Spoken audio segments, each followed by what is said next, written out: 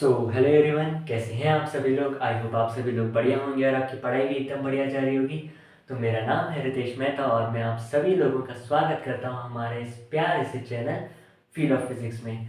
तो आज हम स्टार्ट करने जा रहे हैं इलेक्ट्रिक चार्जेस एंड फील्ड्स के सीबीएसई के जो पिछले 7-8 सालों में पीवाईक्यूज आए हुए हैं उनको डिस्कस करने। तो आज हम पढ़ेंगे इलेक्ट्रिक चार्जेस एंड फील्ड्स के सीबीएसई के कुछ बहुत ही इंपॉर्टेंट पीवाईक्यूज, ठीक है। और साथ साथ में हम आगे भी कुछ और चैप्टर्स के सीबीएसई पीवाईक्यूज कर रहे होंगे। तो शुरू करें आज का लेक्चर, ठीक है। बहुत मज़ा आने वाला है आज, तो चलिए शुरू करते हैं। तो सबसे पहला ये जो पीवाईक्यू आया हुआ है पिछले ही साल, वो क्या है। हमारे पास एक ट्रायंगल है, ठीक है। ट्रायंगल का नाम है ABC। इन्होंने कहा है कि इस ट्रायंगल के दो कॉर्नर्स पर ए एंड बी पर -q एंड -q चार्ज रखा हुआ है, ठीक है। और एक और पॉइंट है M, mid point of A B. M क्या है? Mid point of A B, ठीक है। अब इन्होंने कहा कि इस C पॉइंट पर इलेक्ट्रिक फील्ड की डायरेक्शन क्या होगी। इस C पॉइंट पर इलेक्ट्रिक फील्ड की डायरेक्शन क्या होगी। अब एक चीज देखना, अगर मैं इस C पॉइंट को यहाँ पे बना लूँ, यहाँ पे है एक -q, यहाँ पे है एक -q एंड यहाँ पे भी है एक -q। तो ये -q की वजह से इलेक्ट्रिक फील्ड इसके पास होगी, इस -q की वजह से इलेक्ट्रिक फील्ड इसके पास होगी। इसको मैंने कुछ E बोल दिया, ठीक है। अब ये है एक इक्विलेटरल ट्रायंगल, मतलब ये साइड और ये साइड तीनों बराबर हैं। अब अगर ये तीनों साइड बराबर हैं तो इस C पॉइंट पे इस Q चार्ज की वजह से इलेक्ट्रिक फील्ड कितनी होगी? KQ बटे L स्क्वायर, KQ बटे L स्क्वायर, है ना। और अब इस -q की वजह से भी इलेक्ट्रिक फील्ड इस तरफ होगी। कितनी होगी? KQ बटे L स्क्वायर। इतना समझ में आया, है ना। अब एक चीज देखना, अगर एक इक्विलेटरल ट्रायंगल है तो ये एंगल कितना बन रहा होगा? 60 डिग्री। तो ये एंगल कितना बन रहा है? 60 डिग्री, हाँ। अब ये दोनों इलेक्ट्रिक फील्ड बराबर हैं, तो जो इनकी नेट इलेक्ट्रिक फील्ड आएगी वो एग्जैक्टली इनके बीच में से जाएगी, है ना। वो एग्जैक्टली इनके बीच में से जाएगी, बिल्कुल। अब यहां से अगर एक इलेक्ट्रिक फील्ड नेट ऐसे जा रही है तो क्या वो इस M पॉइंट से पास करेगी? क्योंकि ये है इसका मिड पॉइंट। अगर ये इसको बाइसेक्ट करते हुए जा रही है, ये इसको बाइसेक्ट कब करेगी? जब ये 30 डिग्री है और ये 30 डिग्री है, और वो तो है ही, क्योंकि ये इलेक्ट्रिक फील्ड और ये इलेक्ट्रिक फील्ड दोनों बराबर हैं। तो ये जो इलेक्ट्रिक फील्ड नेट वाली है वो एग्जैक्टली इसके बीच में से जाएगी, और जब ये एग्जैक्टली बीच में से जाएगी तो इस M मिड पॉइंट से पास करेगी। तो डायरेक्शन ऑफ इलेक्ट्रिक फील्ड क्या है? C से M जा रहे हैं, C से M जा रहे हैं, क्या आएगी? CM। अभी एक ऑप्शन में इसके MC ये भी था, बट ये गलत है। क्यों? क्योंकि इलेक्ट्रिक फील्ड यहाँ से यहाँ नहीं है, इलेक्ट्रिक फील्ड यहाँ से यहाँ जा रही है। इतना समझ में आया, है ना। इतना समझ में आया, ठीक है। अगला इन्होंने क्या बोला हुआ है कि एक और पीवाईक्यू है, MCQ में आया हुआ था कि जो हमारी इलेक्ट्रिक फील्ड होती है ना, किसकी वजह से? Due to a point charge. तो इसके बारे में ही कुछ कैरेक्टरिस्टिक्स पूछे हुए थे हमारे एग्जाम में। इसकी कैरेक्टरिस्टिक्स वहां पे क्या थी ऑप्शन में? कि it is a conservative field. तो एक तो ये चीज सही है, और दूसरा क्या दिया हुआ था? दूसरा ऑप्शन में ये था conservative field and it never forms close loops. ये कभी भी क्लोज लूप नहीं बनाती है। अगर मेरे पास एक पॉजिटिव चार्ज है और मेरे पास एक नेगेटिव चार्ज है तो इलेक्ट्रिक फील्ड पॉजिटिव से ओरिजिनेट करेगी और नेगेटिव पे टर्मिनेट कर जाएगी। समझ में आया? इलेक्ट्रिक फील्ड कभी भी क्लोज लूप्स नहीं बनाती। और अब है ये कंजर्वेटिव फील्ड। इस कंजर्वेटिव फील्ड का क्या मतलब है? कोई भी फोर्स या कोई भी फील्ड कंजर्वेटिव तब होती है जब उसकी वजह से राउंड ट्रिप में वर्क डन कितना हो? 0। जैसे अगर मैं कहूँ मेरे पास एक चार्ज है प्लस क्यू, ठीक है, वो कहीं गया गया गया एंड देन वो वापस यहीं पे आ गया, वो कहीं गया गया गया एंड देन वापस यहीं पे आ गया, तो क्या मैं इसी चीज़ को राउंड ट्रिप बोलूँगा? हाँ, कि मतलब उसने कहीं से अपना मोशन स्टार्ट करा एंड देन वो वापस यहीं पे आ गया, ठीक है। अब ये चार्ज इलेक्ट्रिक फील्ड की वजह से यहाँ यहाँ घुमा होगा। एक चार्ज किसकी वजह से घूमता है? इलेक्ट्रिक फील्ड की वजह से। इलेक्ट्रिक फील्ड पे फोर्स लगाती है। तो अगर ये ए पॉइंट पे था इनिशियली और ये फाइनली भी ए पॉइंट पे आ गया, तो क्या इसमें कुछ पोटेंशियल का डिफरेंस आया? ये ए पॉइंट पे था इनिशियली, ये फाइनली भी ए पॉइंट पे आया, तो जितना इनिशियल पोटेंशियल था ए पॉइंट पर उतना ही फाइनल पोटेंशियल भी है। मतलब चेंज इन पोटेंशियल जीरो है, चेंज इन पोटेंशियल जीरो है। इसका मतलब वर्क डन जो होगा वो भी जीरो होगा। तो राउंड ट्रिप में इसका वर्क डन क्या आ गया? जीरो आ गया। इसका मतलब ये जो इलेक्ट्रिक फील्ड होती है वो कंजर्वेटिव फील्ड होती है, तो उसमें एक ऑप्शन में ये दोनों चीजें दी हुई थी, तो वो ऑप्शन सही था। आया? क्या इतना समझ में आया? ठीक है, तो ये दोनों ही शायद से 2025 में आए हुए थे, ठीक है। देखना है इसको, बिठा दें, बिठा दें, ठीक है।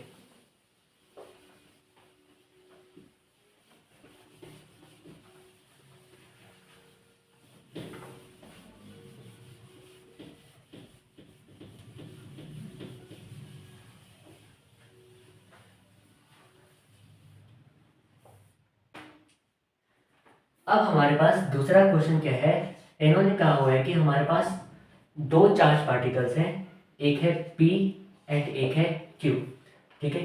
इन दोनों के पास सेम चार्ज है, इन दोनों के पास क्या है? सेम चार्ज है। इस P वाले चार्ज पार्टिकल का मास है MP और इस Q वाले चार्ज पार्टिकल का मास है MQ। अब इन्होंने कहा कि they travel equal distance in electric field। इन दोनों ने इक्वल डिस्टेंस कवर किया इन इलेक्ट्रिक फील्ड। देन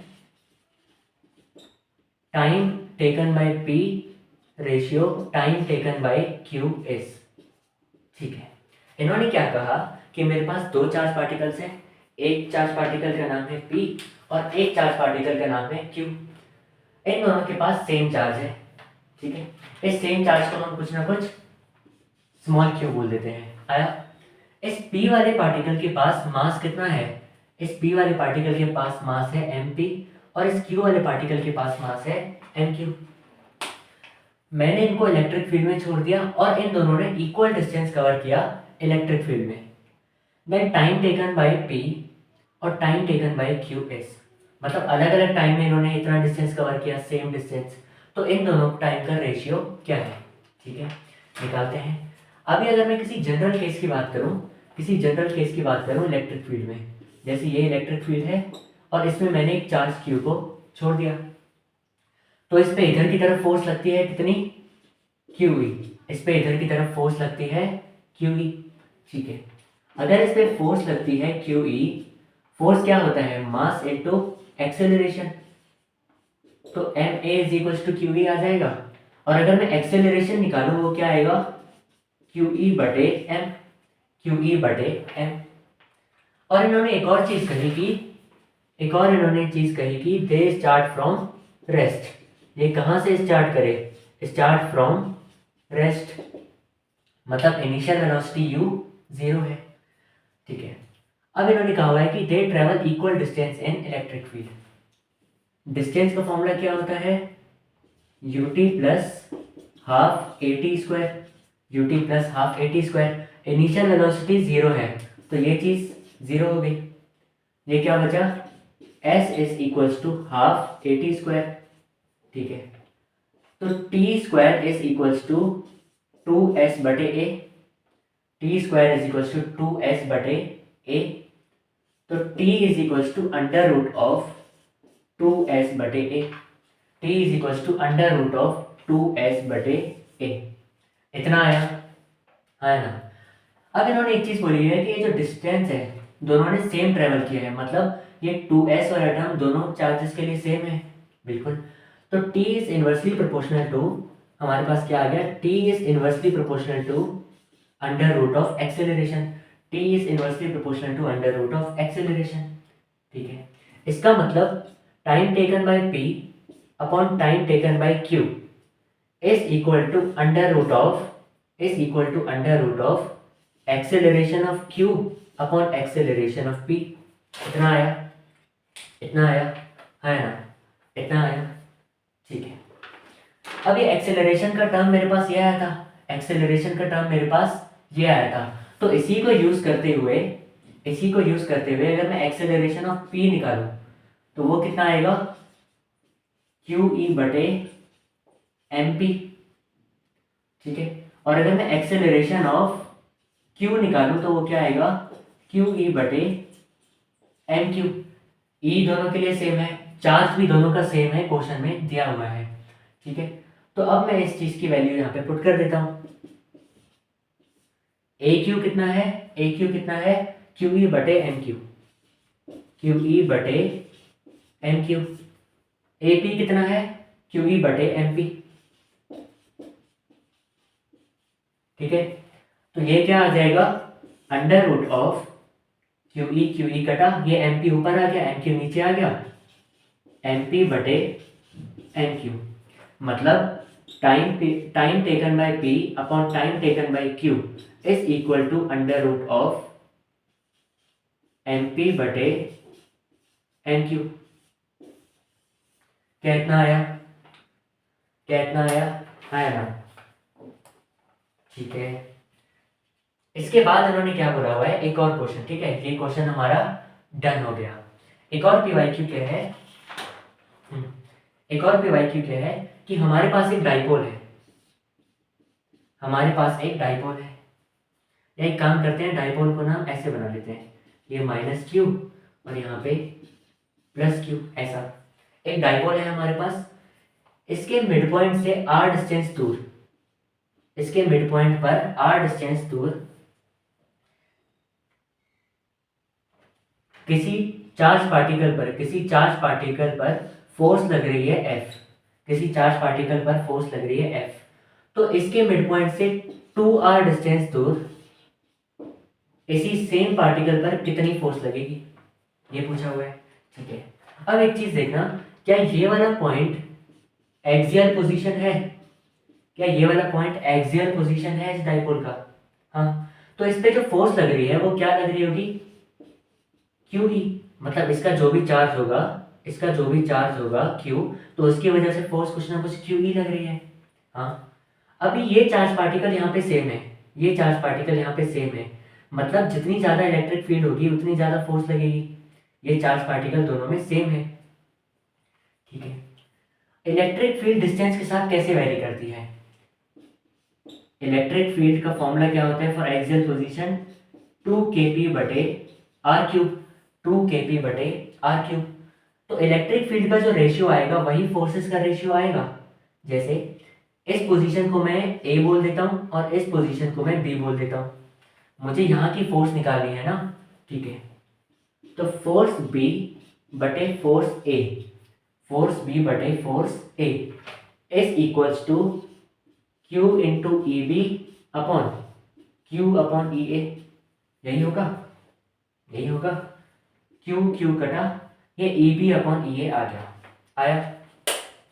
अभी इलेक्ट्रिक फील्ड का फॉर्मूला देखना, अभी इलेक्ट्रिक फील्ड का फॉर्मूला देखना, 2 कांस्टेंट है, k कांस्टेंट है, p कांस्टेंट है।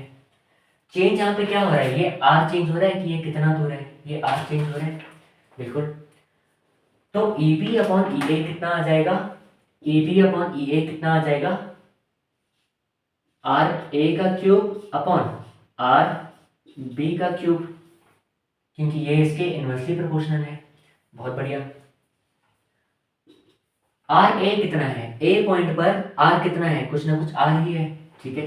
तो ये आ जाएगा आर क्यूब।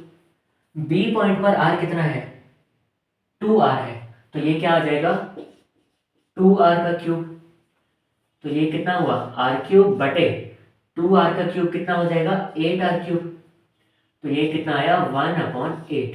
1/8 मतलब F B upon F A is equal to 1/8। इतना आया। ठीक है, ए पॉइंट पर फोर्स कितनी है, कुछ ना कुछ एफ है। ए पॉइंट पर फोर्स कितनी है, कुछ ना कुछ एफ है। तो अगर ये एफ है तो एफ बी कितना हो जाएगा F/8।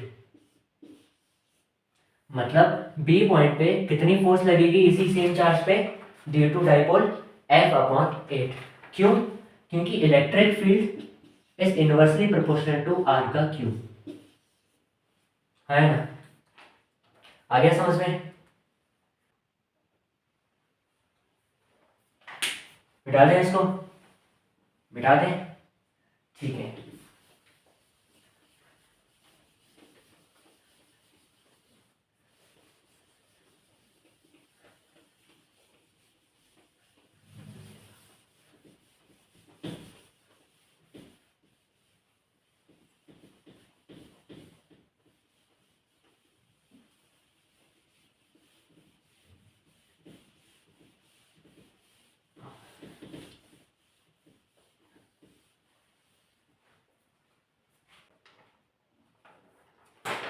अब यहां अगला सवाल क्या दिया हुआ है कि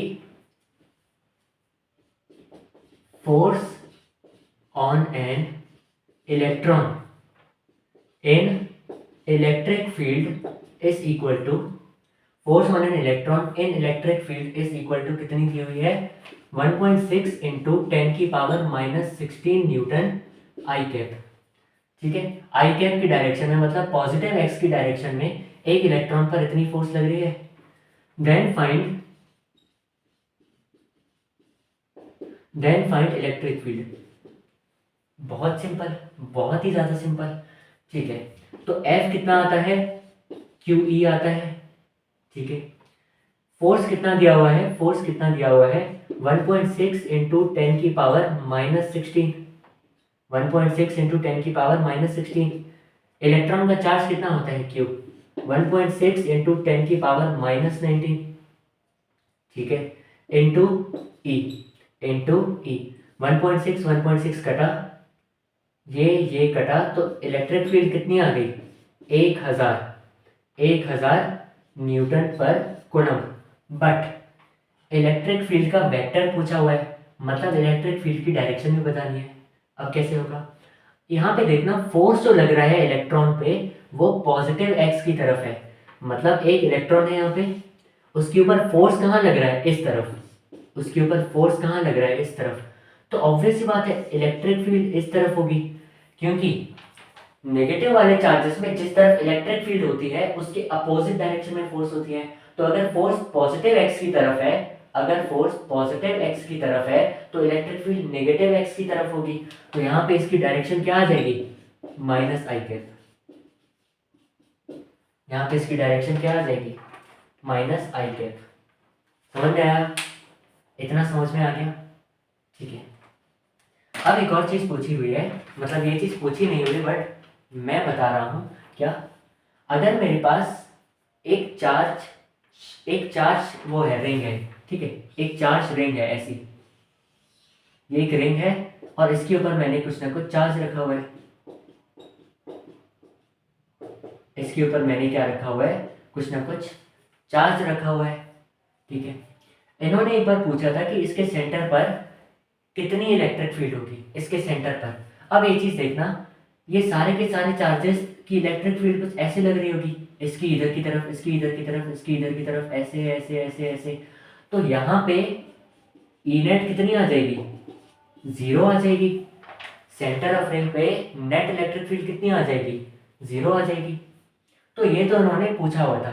अब इसका हम एक लेवल अप देख लेते हैं कि अगर ये पूरी रिंग ना दी हुई हो, ये तो पूरी रिंग दी हुई है ना, अगर पूरी रिंग ना दी हुई हो, कुछ ना कुछ हिस्सा दिया हो रिंग का, जैसे इतना हिस्सा दे दिया, इतना सा हिस्सा दे दिया।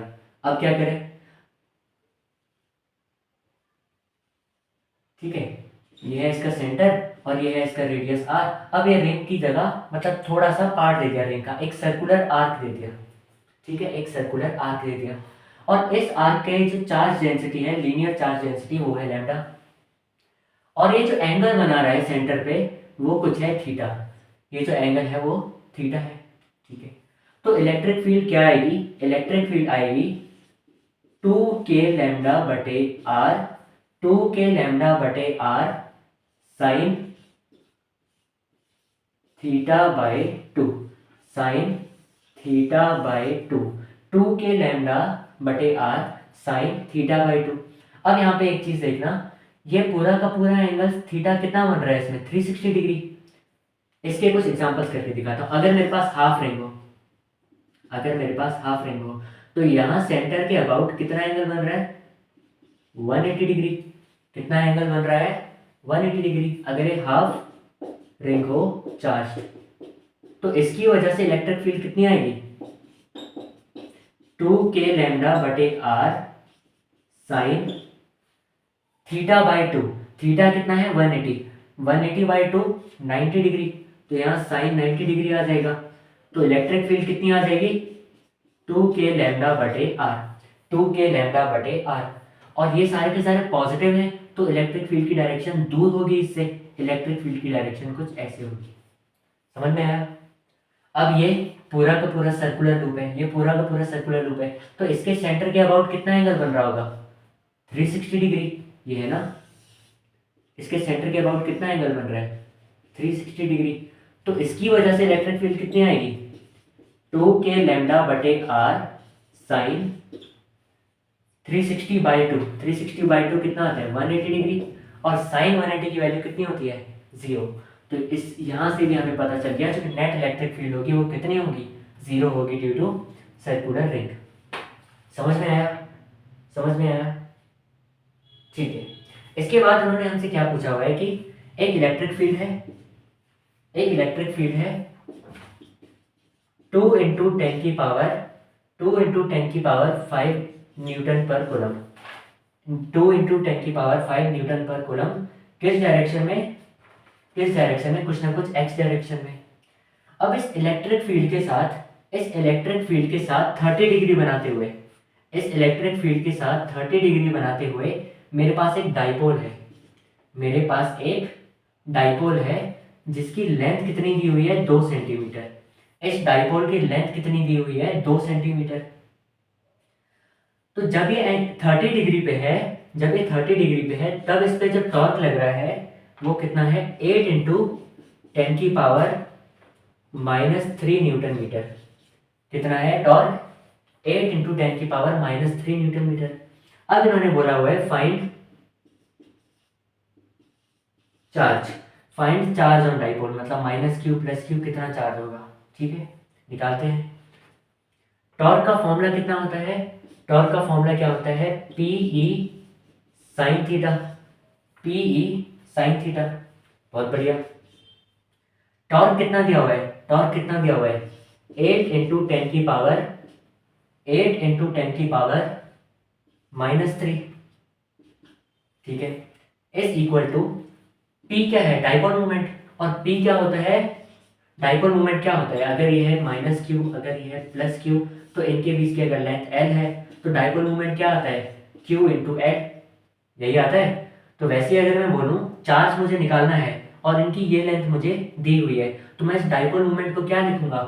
P into L, sorry q into L, यही लिखूंगा, इंटू इलेक्ट्रिक फील्ड कितनी दी हुई है? 2 इंटू 10 की पावर 5, 2 इंटू 10 की पावर 5। और साथ में क्या दिया हुआ है? Sine theta. थीटा कितना बना रहा है? P और E कितना एंगल बना रहे हैं? 30 डिग्री। तो साइन 30 डिग्री कितना होता है? 1/2। तो ये 2 कटा, हमारे पास क्या क्या आया? ये 10 की पावर 5 यहाँ पे आ गई, 10 की पावर 5 यहाँ पे आ गई, तो क्या बचा? 8 इंटू 10 की पावर -8, 8 इंटू 10 की power -8 is equal to Q into length of dipole कितनी दी हुई है? 2 सेंटीमीटर। इसको मैं 2/100 मीटर बोल सकता हूँ, ठीक है। तो ये क्या आ गया? 2/100 मीटर, 2/100 मीटर। ठीक है, तो ये 100 यहाँ पे आके मल्टीप्लाई हो गया, ये इससे कटा 4, तो चार्ज कितना आ गया 4 × 10⁻⁻⁶ कूलम। 4 × 10⁻⁻⁶ कूलम आया, आया ना, आया। ठीक है, छाप लो इसको, छाप लिया, मिटा दूं, ठीक है।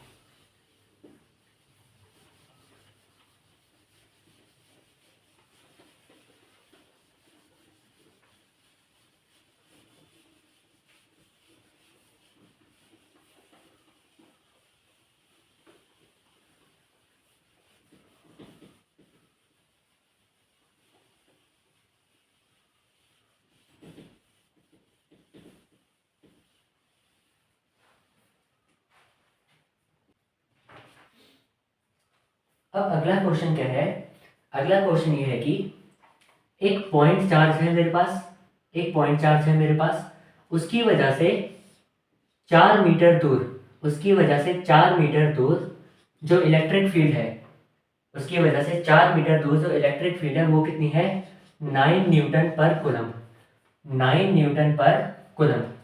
तो इसी चार्ज की वजह से, इसी चार्ज की वजह से कितने डिस्टेंस पर, कितने डिस्टेंस पर जो मेरी इलेक्ट्रिक फील्ड है वो 16 न्यूटन पर कूलम होगी। ठीक है, बहुत बढ़िया। अब हमें एक चीज पता है, electric field due to a point charge क्या होता है KQ/r², KQ/r²। अब यहाँ पे K कांस्टेंट है, ये पॉइंट चार्ज भी दोनों केसेस में सेम ही ले रहे हैं, तो Q भी कांस्टेंट है। तो यहाँ से हमारे पास electric field is inversely proportional to r² आ गई। ठीक है, तो electric field is inversely proportional to r²। अगर मैं इस पॉइंट को A बोलूं और इस पॉइंट को मैं B बोलूं, तो electric field at A upon electric field at B is equal to distance of B का square upon distance of A का स्क्वायर, यही होगा। ठीक है, इलेक्ट्रिक फील्ड एट A कितनी है 9 न्यूटन पर coulomb, 9। Electric field at B कितनी है 16। डिस्टेंस ऑफ B कितना है वही मुझे निकालना है, कितना है कुछ x है, ठीक है।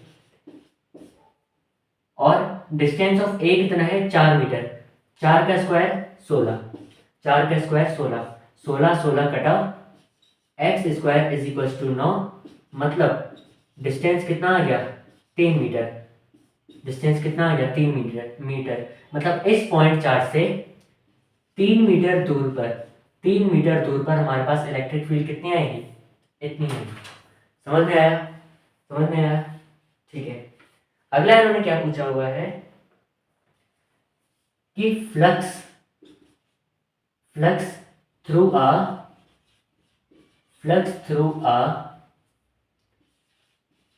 गॉसियन सरफेस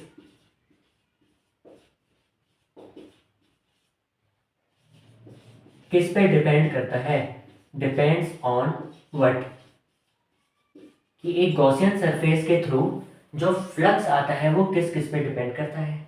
ठीक है, अगर मैं कहूं कि कोई मेरे पास चार्ज है Q, उसको मैंने किसी गॉसियन सरफेस में बंद कर दिया, तो फ्लक्स कितना आएगा इसकी वजह से Q/ε0, Q/ε0। अभी कई कई लोग बोलते हैं कि सिर्फ और सिर्फ फ्लक्स Q के ऊपर डिपेंड करता है क्योंकि ε0 एक कांस्टेंट है, बट ऐसा नहीं है। किसी और मीडियम में, ये तो कहाँ की बात है, ये तो एयर की बात है ना, किसी और मीडियम में ये Q/ε m बन जाएगा, और ε m को ही हम क्या बोलते हैं K/ε0, तो फ्लक्स तो चेंज हो जाएगा। मतलब flux through a Gaussian surface किस किस पे डिपेंड करता है, एक तो चार्ज पे डिपेंड करता है एंड, और किस पे डिपेंड करता है, इस एप्सिलॉन पे डिपेंड करता है, परमिटिविटी ऑफ मीडियम पे डिपेंड करता है, एंड परमिटिविटी ऑफ मीडियम पे डिपेंड करता है। बस इसके अलावा और किसी चीज पे भी हमारा फ्लक्स डिपेंड नहीं करता। अभी एक चीज देखना, Q/ε0 क्या था, ये था Q/ε0 क्या था, ये था, तो ये क्या आ गया, मतलब किसी और मीडियम में जो फ्लक्स होता है वो K टाइम्स डिक्रीज कर जाता है। अब समझ में आया, अब समझ में आया कि अगर एयर में फ्लक्स हमारा कुछ φ0 है, तो किसी और मीडियम में जिसका डाइलेक्ट्रिक कांस्टेंट के है उसमें फ्लक्स के टाइम्स कम हो जाएगा, डिक्रीज कर जाएगा। आया? मिटा दें इसको, ठीक है।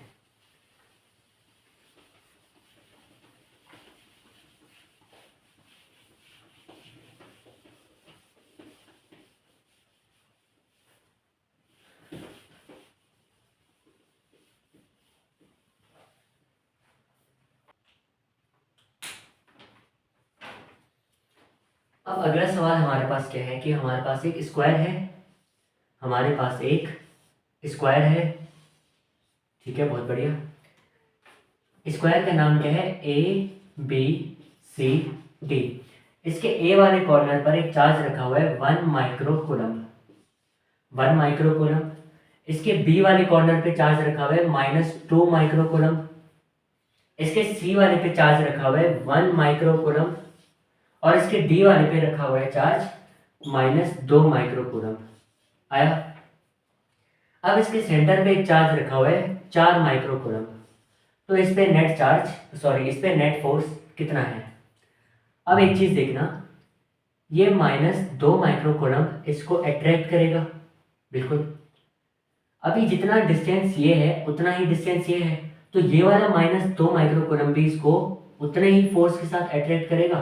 तो ये F और ये F एक दूसरे को कैंसिल कर देंगे, बहुत बढ़िया। अब ये जो 1 माइक्रोकूलम है वो इसको इधर की तरफ रिपेल करेगा, वो इसको इधर की तरफ रिपेल करेगा, और ये जो 1 माइक्रोकूलम है वो भी इसको इधर की तरफ रिपेल करेगा सेम फोर्स के साथ, क्योंकि चार्जेस भी सेम है, 1 और 4, 1 और 4, और इनके बीच का ये डिस्टेंस भी सेम है। तो ये फोर्स भी इसको कैंसिल कर गई, मतलब इस पे नेट फोर्स कितनी है? 0। इस पे नेट फोर्स कितनी है? 0।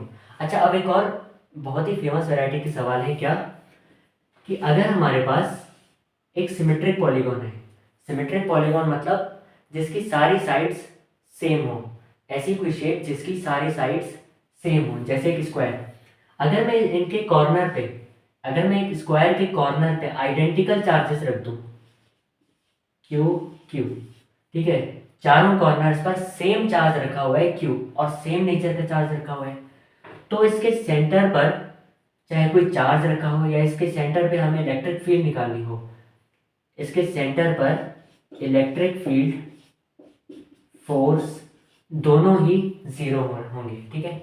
जैसे एक इक्विलेटरल ट्रायंगल है, इक्विलेटरल ट्रायंगल है, ठीक है, इसके कॉर्नर पे भी मैं, इसके कॉर्नर पे भी मैं कुछ आइडेंटिकल चार्जेस रख रहा हूं, और इसका सेंटर, इसका सेंटर, सेंटर ऑफ ट्रायंगल को हम क्या बोलते हैं? सेंटरॉइड,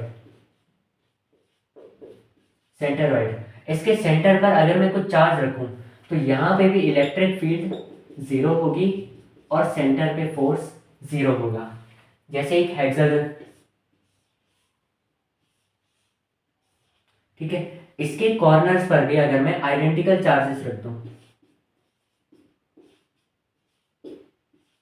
ठीक है, और यहां पे अगर मैं बात करूं, और अगर ये रेगुलर हेक्सागन है मतलब सारी की सारी साइड्स क्या हैं? सेम है, तो इसके सेंटर पर भी इलेक्ट्रिक फील्ड और फोर्स दोनों ही क्या होंगे? 0 होंगे। समझ में आया? अब जैसे एक पेंटागन है, अब एक क्वेश्चन आया पेंटागन का, ठीक है। इन्होंने क्या बोला कि इसके 4 कॉर्नर्स पे कैपिटल क्यू चार्ज रखा हुआ है और इसके यहाँ पे स्मॉल क्यू चार्ज है, तो फाइंड इस पे कितना फोर्स आएगा, फाइंड इस पे, इस वाले चार्ज पे कितना फोर्स आएगा। अब बहुत लोगों ने बोला 0, बट 0 नहीं आएगा। अब इन्होंने कहा कि ये तो एक रेगुलर पेंटागन है और इसके कॉर्नर पर चार्ज भी रखे हुए हैं, बट सारे कॉर्नर पर चार्ज नहीं रखे हुए, एक कॉर्नर छूट गया, एक कॉर्नर छूट गया, तो मतलब यहाँ पे फोर्स या इलेक्ट्रिक फील्ड 0 तो नहीं आएगी। उस कंडीशन के लिए हर कॉर्नर पे कुछ चार्ज होना चाहिए। तो अब इसको कैसे सॉल्व करें? क्या मैं ये बोल सकता हूँ कि इस वाली जगह पे 0 चार्ज है? कुछ भी नहीं है वहां पे, इस वाली जगह पे 0 चार्ज है। तो क्या जहाँ पे 0 चार्ज होता है मैं ये बोल सकता हूँ कि जहाँ एक कुछ पॉजिटिव चार्ज है और वहां उतना ही अगर नेगेटिव चार्ज है तो वो 0 चार्ज बन जाएगा, ऐसा बोल सकता हूँ? हाँ या ना? हाँ या ना? ठीक है। तो क्या मैं ये बोल सकता हूँ कि इस कॉर्नर पर जीरो चार्ज नहीं है, यहाँ पे दो चार्जेस हैं, एक प्लस क्यू और एक माइनस क्यू। क्या मैं ये बोल सकता हूँ कि अभी भी इस पे नेट चार्ज जीरो हुआ है इस कॉर्नर पे, हाँ या ना, अभी भी जीरो हुआ। तो या तो मैं इसको जीरो लिखूँ या तो प्लस क्यू और माइनस क्यू लिखूँ, तब भी दोनों सेम चीज़ है।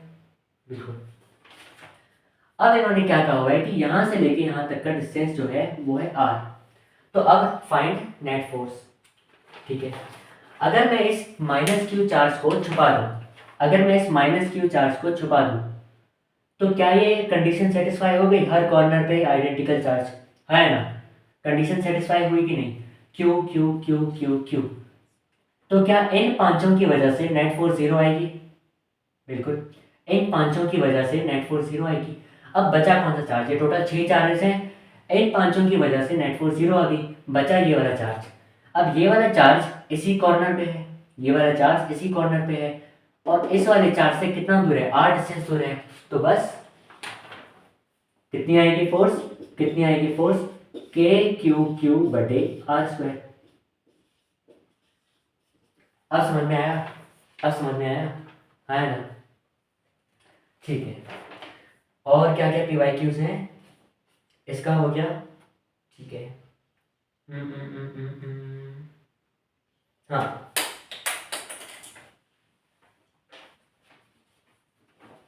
इन्होंने क्या बोला हुआ है कि हमारे पास दो आइडेंटिकल डाइपोल्स हैं, दो आइडेंटिकल डाइपोल्स हैं एक्स वाई प्लेन में, मतलब एक है माइनस क्यू प्लस क्यू ऐसा, ठीक है, और एक और है हमारे पास डाइपोल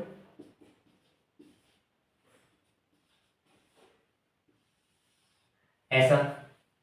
ठीक है, इन्होंने कहा कि इसके सेंटर पे, यहाँ पे ओ पॉइंट है, इसके सेंटर में क्या निकालो, इसके सेंटर पे इलेक्ट्रिक फील्ड निकालो। अगर किसी एक डाइपोल की लेंथ, लेंथ ऑफ डाइपोल कितनी दी हुई है,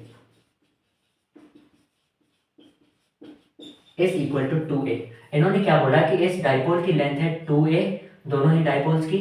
अब इसके सेंटर पे, इस ओ पॉइंट पे क्या निकालो, इस ओ पॉइंट पे क्या निकालो, नेट इलेक्ट्रिक फील्ड निकालो। ठीक है, निकाल लेते हैं।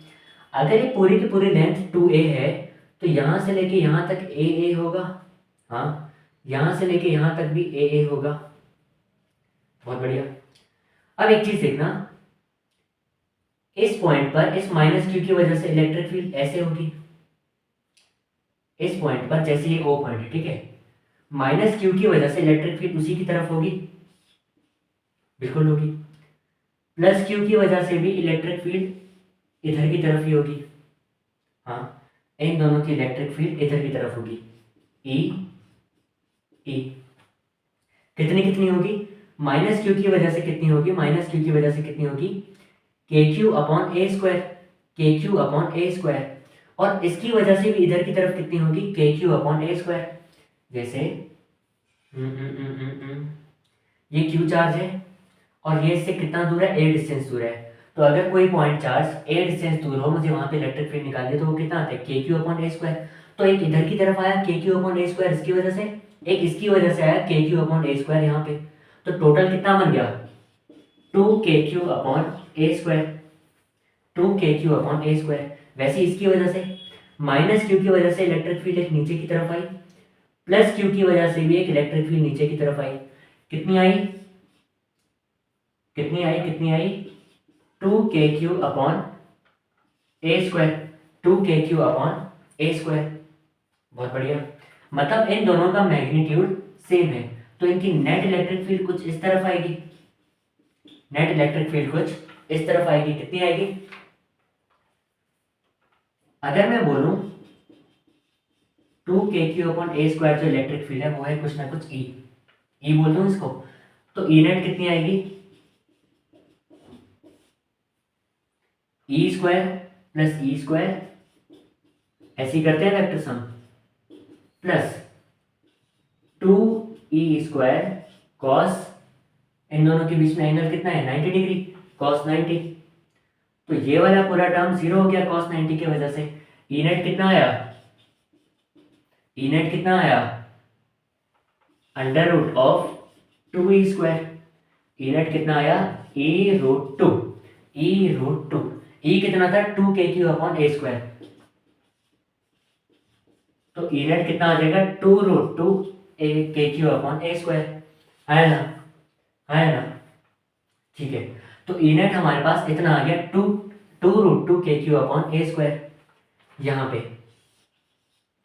ठीक है।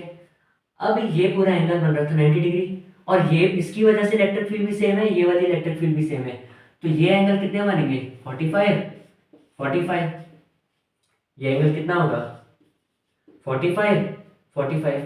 अब ये पूरा एंगल था 180 डिग्री, 180 डिग्री, और ये एंगल है 45, तो टोटल एंगल एक्स एक्सेस से कितना बना 180 + 45, 225 डिग्री। तो ये क्या बोलूंगा मैं 225 degree from plus X axis, ये एक्स एक्सेस ऐसे था, एक्स एक्सेस ऐसे था, और नेट इलेक्ट्रिक फील्ड ऐसे है, तो ये पूरा एंगल कितना है 180 + 45, 225 डिग्री, है ना, समझ में आया। मिटा दें इसको, मिटा दें, ठीक है।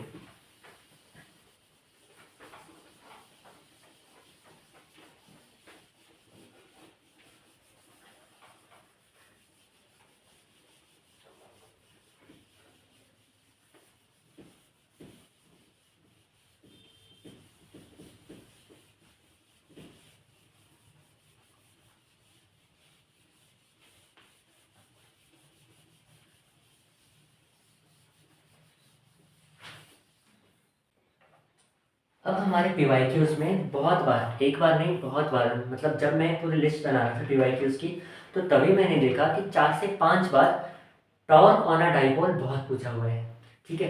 तो उसके हम यहाँ पे सारे केसेस टॉर्क और पोटेंशियल एनर्जी ऑफ डाइपोल के सारे केसेस हम एक ही बार में रिवाइज कर लेते हैं, फिर एग्जाम में हमको जो पूछना होगा वो पूछ लेंगे, ठीक है। तो क्या क्या केसेस आते हैं, क्या क्या केसेस आते हैं हमारे पास। अगर मैं कहूँ कि मेरे पास कुछ इलेक्ट्रिक फील्ड है, ठीक है, और उससे कुछ थीटा एंगल पे एक डाइपोल है, इलेक्ट्रिक फील्ड कुछ इस तरफ है और उससे कुछ थीटा डिग्री पे हमारा कुछ डाइपोल है, बहुत बढ़िया। तो इसकी वजह से जो टॉर्क आता है, इसकी वजह से जो टॉर्क लगता है, उसका फॉर्मूला क्या है P vector cross E vector, जिसको हम क्या बोलते हैं PE साइन थीटा, बहुत बढ़िया। और इसकी वजह से जो पोटेंशियल एनर्जी आती है इस पॉइंट पे, वो कितनी आती है -P क्रॉस E, इसी को हम क्या बोलते हैं -PE cos theta, -PE cos theta, where theta is the angle between dipole moment and electric field, ठीक है। अब इसके अलग अलग केसेस, इसके अलग अलग केसेस कौन कौन से cases, when theta is equals to 0 degree, when theta is equal to 90 degree, and when theta is equal to 180 degree, बहुत बढ़िया। जब थीटा 0 डिग्री है मतलब इलेक्ट्रिक फील्ड ऐसे है, इलेक्ट्रिक फील्ड ऐसे है, और डाइपोल मोमेंट भी ऐसे है, डाइपोल मोमेंट भी ऐसे है। अब डाइपोल मोमेंट नेगेटिव चार्ज से पॉजिटिव चार्ज की तरफ जाता है, नेगेटिव चार्ज से पॉजिटिव चार्ज की तरफ जाता है, तो डाइपोल मोमेंट कुछ ऐसा होगा, डाइपोल कुछ ऐसा होगा हमारा, डाइपोल मोमेंट भी इसी तरफ है, देखना डाइपोल मोमेंट भी हमारा इसी तरफ है, और इलेक्ट्रिक फील्ड भी हमारी इसी तरफ है, मतलब angle between dipole moment and electric field कितना है 0 डिग्री। तो इस केस में टॉर्क कितना होगा PE साइन 0, साइन 0 कितना होता है 0, तो इस केस में टॉर्क मेरे पास कितना होगा 0 डिग्री होगा, और पोटेंशियल एनर्जी कितनी होगी -PE cos 0, cos 0 कितना होता है 1, तो पोटेंशियल एनर्जी कितनी होगी -PE, और ये वाली जो पोटेंशियल एनर्जी होती है ना -PE, ये मिनिमम होती है, मिनिमम होती है। और एक बात याद रखना, जहां कहीं पे टॉर्क और फोर्स दोनों 0 हो, मतलब वो इक्विलिब्रियम वाली कंडीशन है, वहां पे इक्विलिब्रियम आ गया। अब यहाँ पे देखना एक यूनिफॉर्म इलेक्ट्रिक फील्ड है, एक यूनिफॉर्म इलेक्ट्रिक फील्ड है, जैसे इलेक्ट्रिक फील्ड ऐसे कुछ है जिसका मैग्नीट्यूड चेंज नहीं कर रहा, एंड मैं यहाँ पे एक डाइपोल ले लूँ, मैं यहाँ पे एक डाइपोल ले लूँ, तो जितना फोर्स इसकी इस पे लगेगा QE, उतना ही फोर्स इस पे इधर की तरफ लगेगा QE। तो नेट फोर्स कितना आ जाएगा? नेट फोर्स कितना आ जाएगा? 0। मतलब हर केस में जो नेट फोर्स होता है डाइपोल पे 0 होता है। कब? जब हमारी इलेक्ट्रिक फील्ड यूनिफॉर्म हो। ये भी चीज को याद रखना, जब जब इलेक्ट्रिक फील्ड यूनिफॉर्म होगी तो किसी एक डाइपोल पे जो फोर्स लग रही होगी नेट, वो 0 होगी। ठीक है, इस चीज को याद रखना है। यहाँ पे मिटा दूं।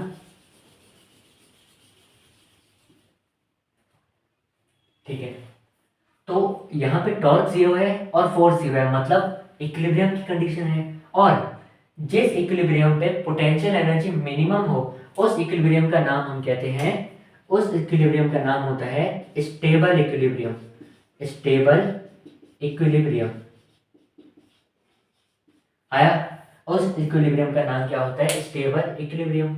ठीक है, अब theta is equal to 90 degree वाला केस, मतलब इलेक्ट्रिक फील्ड हमारी ऐसे है, इलेक्ट्रिक फील्ड हमारी ऐसे है और डाइपोल मूवमेंट इसके परपेंडिकुलर है।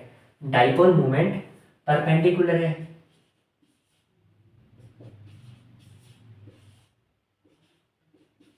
ठीक है, ऐसा ही होगा कुछ। इलेक्ट्रिक फील्ड ऐसे में है और डाइपोल मूवमेंट ऐसे में है, तो दोनों एक दूसरे के क्या है? परपेंडिकुलर। ठीक है, तो जब ये थीटा 90 डिग्री बन रहा है तो टॉर्क क्या हो जाएगा? P E sine 90। P E sine 90, P E sine 90। Sine 90 कितना होता है? 1। और इस वाले टॉर्क को हम क्या बोलते हैं? Maximum torque. मतलब मैक्सिमम टॉर्क कब लगता है? 90 डिग्री पर। मैक्सिमम टॉर्क कब लगता है? 90 डिग्री पर।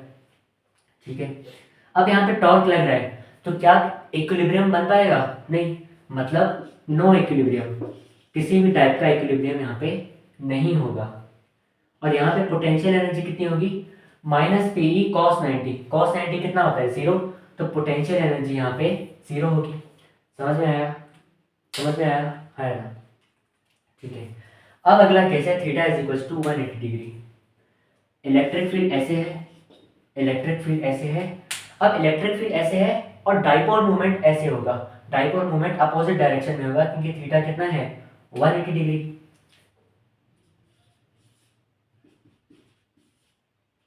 तो डाइपोल मूवमेंट इस तरफ है, डाइपोल मूवमेंट हमारा इस तरफ है ना?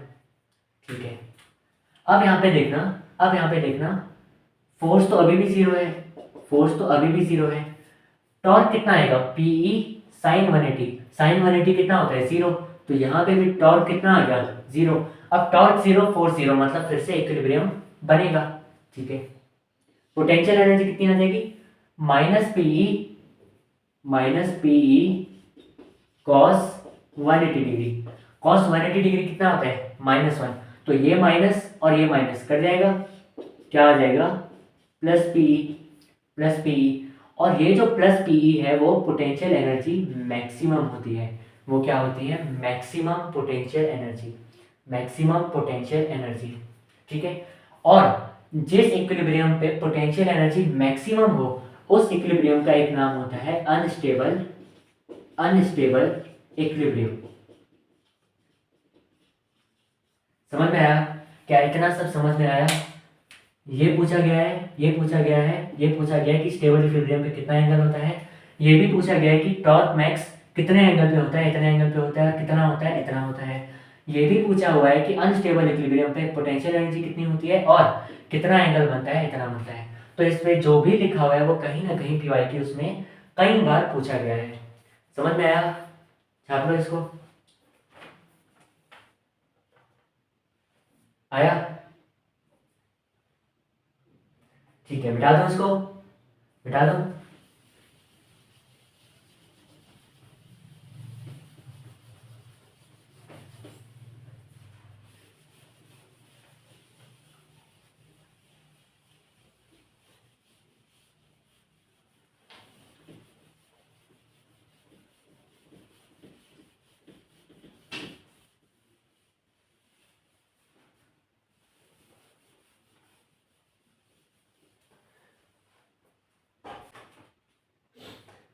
अब हमारे पास अगला क्या है क्वेश्चन। ये क्वेश्चन मैं पहले क्लासेस में भी करा चुका हूँ। ठीक है, हालांकि इनमें से बहुत सारे क्वेश्चन मैं आगे कराऊंगा अभी, और ये वाला क्वेश्चन तो ऑलरेडी कराया भी हुआ है नॉर्मल क्लासेस में, ठीक है।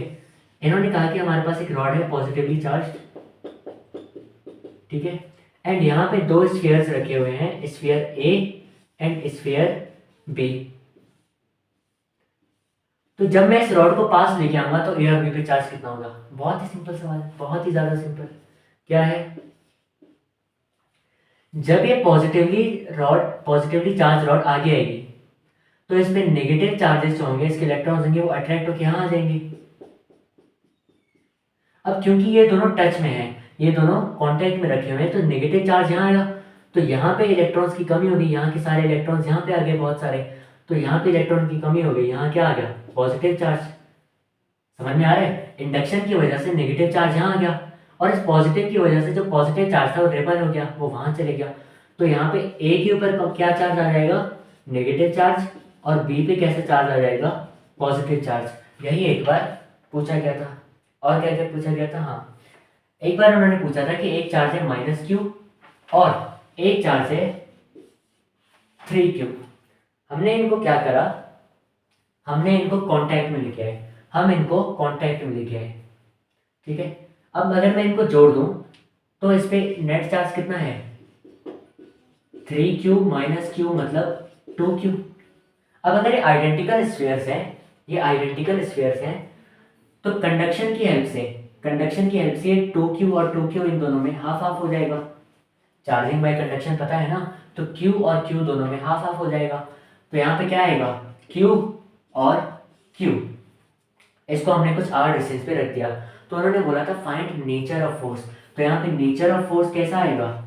रिपल्सिव। ये दोनों पॉजिटिव चार्जेस हैं, ये दोनों लाइक चार्जेस हैं, ये एक दूसरे को रिपेल करेंगे। यहाँ पे ये दोनों अट्रैक्ट कर रहे थे। समझ में आ रहे हैं? पल भर में कैसे बदलते हैं रिश्ते। समझ में आ रहे हैं? यहाँ पे अट्रैक्टिव था और यहाँ पे रिपल्सिव हो गया, पल भर में रिश्ते बदल गए। और क्या क्या है? और क्या क्या है? हाँ, इन्होंने बोला कि हमारे पास एक सॉलिड कंडक्टिंग स्फीयर है और हमारे पास एक हॉलो कंडक्टिंग स्फीयर है। इन दोनों का ही रेडियस r है, इन दोनों का ही रेडियस r है। यह है सॉलिड और यह है हॉलो, और दोनों ही कंडक्टिंग स्फीयर्स हैं। तो अगर मैं इन दोनों पे, क्या ये सेम चार्ज होल्ड कर पाएंगे या दोनों अलग अलग चार्ज होल्ड कर पाएंगे? अब एक कंफ्यूजन ये आता है कि इसके अंदर तो मटेरियल भरा हुआ है, तो हो सकता है कि इसके अंदर ज़्यादा चार्ज आ पाए, बट ऐसा नहीं हो सकता क्योंकि ये दोनों कंडक्टिंग है। तो कंडक्टिंग होने से क्या हुआ? कंडक्टिंग होने के कारण कंडक्टर की एक प्रॉपर्टी होती है कि मैं कंडक्टर को जो भी चार्ज देता हूँ वो उसके सरफेस पे आके बैठ जाता है। तो अगर मैं इसको भी जो भी चार्ज दूंगा ना, वो इसके अंदर नहीं जाएगा, वो इसके सरफेस पे आके बैठ जाएगा। और वैसे ही यहाँ पे भी इसके सरफेस पे आके चार्ज बैठ जाएगा। अब इनका रेडियस सेम है, इनका साइज सेम है, तो इनका सरफेस एरिया भी सेम होगा। मतलब ये दोनों विल होल्ड सेम चार्ज, ये दोनों सेम चार्ज होल्ड कर सकते हैं, ये दोनों same amount of charge hold करेंगे। समझ में आया? समझ में आया? क्यों? क्योंकि इनका रेडियस सेम है। हाँ, अगर इनका रेडियस अलग अलग होता, अगर इनका रेडियस कुछ अलग अलग होता तो क्या होता? करा दूं, फॉर्मूला लिखवा दूं, क्या होगा? ठीक है, अगर इनिशियली एक स्फीयर है जिसका रेडियस है r1 और उस पे चार्ज है q1, और एक और रेडियस है r2, इस पे चार्ज है q2, ठीक है।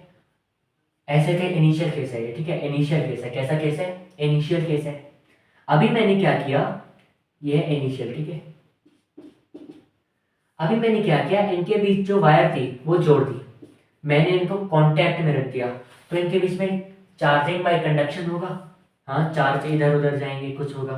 तो अगर मैं कहूँ फाइनली इसके पास चार्ज है स्मॉल q1 और इसके पास चार्ज है स्मॉल q2, तो ये q1 और q2 फाइनली कितने होंगे? तो एक फॉर्मूला है, याद रखना, q1 is equal to r1 बटे r1 plus r2 into q1 plus q2।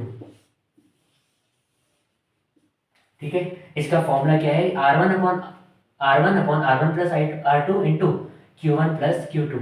और वैसे ही Q2 का फॉर्मूला क्या है, R2 बटे R1 प्लस R2, R2 बटे R1 plus R2 into Q1 plus Q2। समझ में आया, समझ में आया। अब ये फॉर्मूला कहाँ से आया, ये डिराइव कैसे हुआ, तो उसके लिए देखना पड़ेगा इलेक्ट्रिक चार्जेस एंड फील्ड्स का second lecture by field of physics. वहाँ पे मैंने पूरा अच्छे से समझाया हुआ है कि ये वाली चीज़ कैसे है। ठीक है, उसमें चार्जिंग बाय कंडक्शन में देखना, लगभग आधा घंटा थोड़ा आगे करके लेक्चर को। ओके, तो ये आ गया इतना, छाप लो इसको।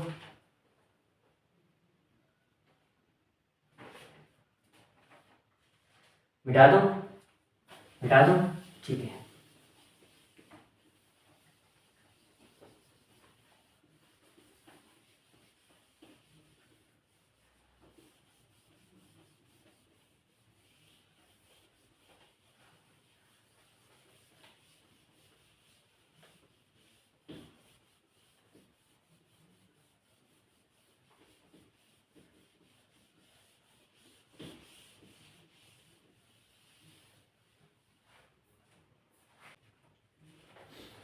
अब इन्होंने कहा है कि हमारे पास एक गॉसियन सरफेस है, हमारे पास एक गॉसियन सरफेस है जिसमें कुछ φ1 फ्लक्स इनवर्ड फ्लक्स है, मतलब वो उस गॉसियन सरफेस के अंदर आ रहा है।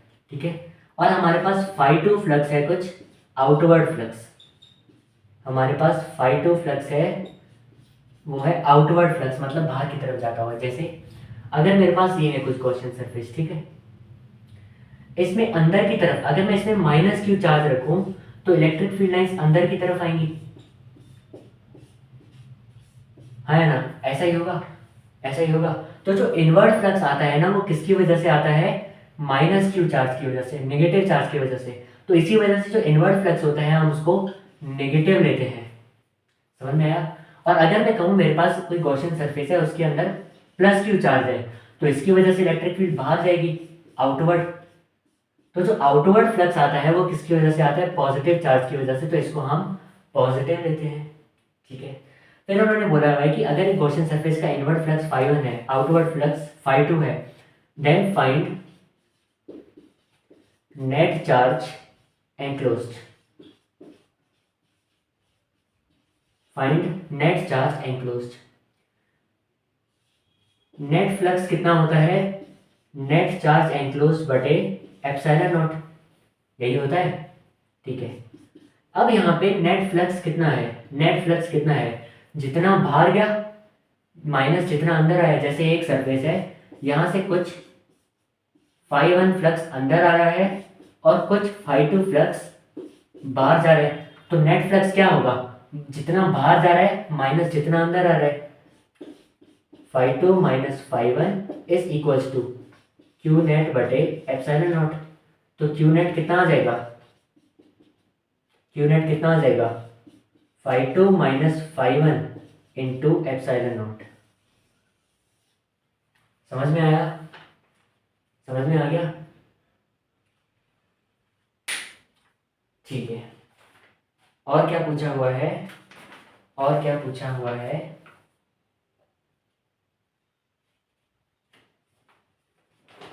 हाँ, एक सेम क्वेश्चन जो अभी मैंने कराया था, लगभग एकदम पूरा सिमिलर क्वेश्चन, कि हमारे पास एक हेक्सागन है, हमारे पास एक हेक्सागन है, यहाँ पे क्यू चार्ज, यहाँ पे क्यू चार्ज, यहाँ पे क्यू चार्ज, यहाँ पे क्यू चार्ज, इसके 5 कॉर्नर्स में कुछ ना कुछ क्यू चार्ज है, और इसके सेंटर पे यहाँ पे -q चार्ज है। ठीक है, बहुत बढ़िया।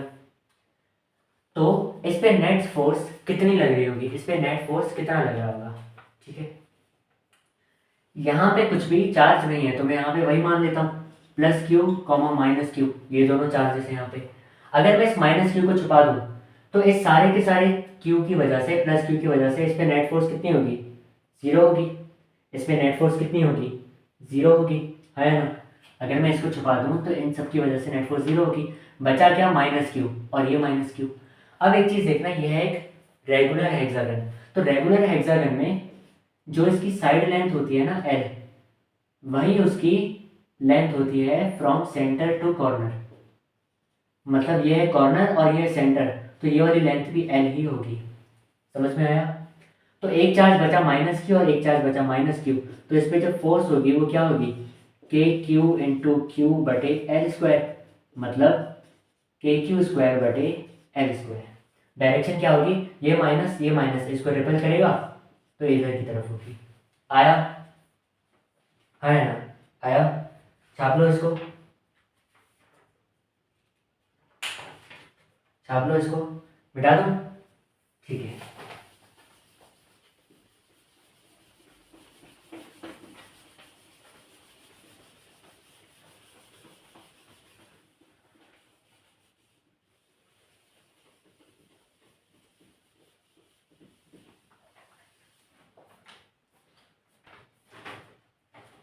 अब इन्होंने क्या बोला हुआ है कि हमारे पास एक चार्ज शीट है, एक चार्ज शीट है जिसका कुछ प्लस लैम्डा है क्या, लीनियर चार्ज डेंसिटी, एंड इसके पास में ही एक और चार्ज शीट है जिसमें नेगेटिव चार्ज है of linear charge density minus lambda by two. ये वाला रीजन है ए, इन दोनों के बीच वाला रीजन है बी, और इन यहाँ पे वाला रीजन है सी, और इन दोनों के बीच का जो डिस्टेंस है वो है डी। अब इन्होंने बोला हुआ है कि ए बी सी में से कहाँ पे और किस पॉइंट पे जो हमारी नेट इलेक्ट्रिक फील्ड है वो जीरो होगी। ठीक है। लीनियर चार्ज की वजह से जो इलेक्ट्रिक फील्ड होती है उसका फॉर्मूला क्या होता है, E is equals to 2k lambda बटे R. E is equals to 2k lambda बटे आर, या तो लैम्डा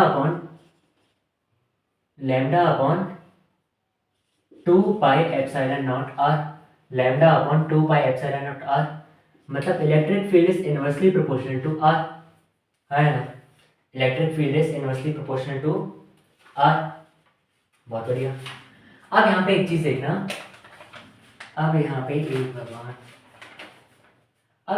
देखना, इन दोनों का लैम्डा जो है वो अलग अलग है, तो मैं यहाँ पे ऐसा लिख सकता हूँ, electric field is directly proportional to lambda and inversely proportional to R. जिसका लैम्डा ज्यादा उसकी वजह से इलेक्ट्रिक फील्ड ज्यादा, और जिसका आर ज्यादा उसकी वजह से इलेक्ट्रिक फील्ड कम। अब इसका लैम्डा कम है तो इसका आर भी कम होना चाहिए, जैसे इसका लैम्डा कम है तो इसका आर भी कम होना चाहिए ताकि यहाँ पे कुछ इलेक्ट्रिक फील्ड बने। और इसका लैम्डा ज़्यादा है तो इससे ये आर डिस्टेंस भी ज़्यादा होना चाहिए। जैसे यहाँ पे देखना, अगर एक पॉइंट है, ठीक है, ये पॉजिटिव है तो इसकी वजह से इलेक्ट्रिक फील्ड कुछ ऐसे होगी, इवन होगी, इसकी वजह से कुछ ऐसे होगी दूर, अवे फ्रॉम पॉइंट। ये नेगेटिव चार्ज है तो इसकी वजह से इसके पास होगी। अभी अगर मुझे इस पॉइंट पे ओ पॉइंट पे इलेक्ट्रिक फील्ड जीरो चाहिए, तो क्या कभी हो पाएगी? हाँ, हो सकती है, जब E1 और E2 एक दूसरे के बराबर हो। यही पॉइंट मैंने क्यों चूज किया, बी और ए वाले पॉइंट क्यों नहीं चूज किया, तो आओ देखते हैं। अगर मैं कहूँ ये पॉइंट है तो इसकी वजह से इलेक्ट्रिक फील्ड इधर की तरफ है, अवे, और इसकी वजह से टुवर्ड्स है, मतलब इलेक्ट्रिक फील्ड इस तरफ है, तो ये दोनों इलेक्ट्रिक फील्ड तो इस तरफ जा रहे हैं। क्या यहाँ पे कभी कुछ जीरो हो पाएगा? नहीं, यहाँ पे कभी भी कुछ जीरो नहीं हो पाएगा। इसकी बात करूं तो इसकी वजह से, प्लस वाले की वजह से इलेक्ट्रिक फील्ड इस तरफ होगी, अवे, और इस माइनस वाले की वजह से इलेक्ट्रिक फील्ड इस तरफ होगी, E2। अब जीरो तो यहाँ पे भी हो सकती है, मैंने यही क्यों चूज किया, इसीलिए क्योंकि इस वाली लीनियर चार्ज से इसका डिस्टेंस, इस वाले पॉइंट का डिस्टेंस ज्यादा है, इस वाले पॉइंट का डिस्टेंस ज्यादा है ना? और ये डिस्टेंस भी ज़्यादा है और इसका लैम्डा भी कम है, मतलब इसकी इलेक्ट्रिक फील्ड बहुत कम होगी क्योंकि इसका डिस्टेंस भी ज़्यादा है और लैम्डा भी कम है। और अगर मैं इस पॉइंट की बात करूँ यहाँ से, अगर मैं इस वाले पॉइंट की बात करूँ यहाँ से, तो इसका आर कम है और लैम्डा ज़्यादा है, मतलब इसकी इलेक्ट्रिक फील्ड ज़्यादा होगी, मतलब E1 ज़्यादा होगी, E2 बहुत कम होगी। तो क्या कभी ये जीरो हो पाएगा? नहीं, यहाँ पे जीरो कभी भी नहीं हो पाएगा। यहाँ पे देखना, ये वाला पॉइंट इस वाले के बहुत पास है, इस वाले के बहुत पास है, मतलब यहाँ पे R1 कम है तो लैम्डा 1 भी कम है, तो ठीक है, इलेक्ट्रिक फील्ड कुछ ना कुछ E आ गई, डिस्टेंस भी कम है और लैम्डा भी कम है, बहुत बढ़िया। जो डिस्टेंस कम हो रहा है, जो डिस्टेंस कम हो रहा है वो इलेक्ट्रिक फील्ड को बढ़ा रहा है, और जो लैम्डा कम हो रहा है वो इलेक्ट्रिक फील्ड को कम कर रहा है। तो इलेक्ट्रिक फील्ड किसी एक जगह पे आके रुक गई बीच में। अब यहां से अगर मैं देखूं, यहां से अगर मैं देखूं तो ये डिस्टेंस ज़्यादा है तो इसका लैम्डा भी ज़्यादा है, इसका आर ज़्यादा है तो इसका लैम्डा भी ज़्यादा है। मतलब हाँ, यहाँ पे कुछ ना कुछ बैलेंस हो सकता है, E1 और E2 यहाँ पे बराबर हो सकते हैं। ठीक है, तो आओ देखते हैं कहाँ पे होगा बराबर। ये है ये प्लस लैम्डा, ये है माइनस लैम्डा, इनके बीच में डिस्टेंस कितना है डी। और यहाँ पे अगर मैं कहूँ कि इस पॉइंट पे इलेक्ट्रिक फील्ड नेट जीरो हो रही है, इसकी वजह से कुछ E1 है इस तरफ और इसकी वजह से कुछ E2 है इस तरफ। बहुत बढ़िया। अगर मैं कहूँ कि ये वाला जो पॉइंट है, ये वाला जो पॉइंट है वो यहाँ से इस वाले चार्ज से डेंसिटी से इसका डिस्टेंस है x, यहाँ से इसका डिस्टेंस है x। ठीक है, अब मुझे क्या करना है, E1 और E2 को बराबर करना है। मुझे क्या करना है, E1 is equal to E2। E1 से इसका डिस्टेंस क्या है, d प्लस x। इस O पॉइंट का इस फर्स्ट वाली चार्ज डेंसिटी से डिस्टेंस कितना है, d प्लस x। तो इसकी इलेक्ट्रिक फील्ड कितनी आएगी, इसकी इलेक्ट्रिक फील्ड कितनी आएगी, lambda upon 2 pi epsilon not d plus x, यही आएगा। और E2 कितना आ जाएगा, इस O पॉइंट का E2 से सेकंड वाली से डिस्टेंस कितना है, x। तो ये कितना आ जाएगा, लैम्डा अपॉन इसकी चार्ज डेंसिटी कितनी है, लैम्डा बाई 2, इसकी चार्ज डेंसिटी कितनी है, लैम्डा बाई 2। तो लैम्डा बाई 2 ये अलग हो गया और ये क्या आ जाएगा, 2 pi epsilon naught x। 2 pi epsilon naught 2 pi epsilon naught cut गया, तो ये कितना आया, lambda upon d plus X, lambda upon d plus X is equal to lambda upon 2x, lambda upon 2x।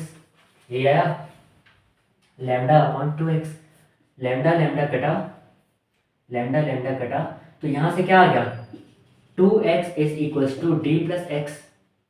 तो x कितना आ गया, d, x कितना आ गया, d।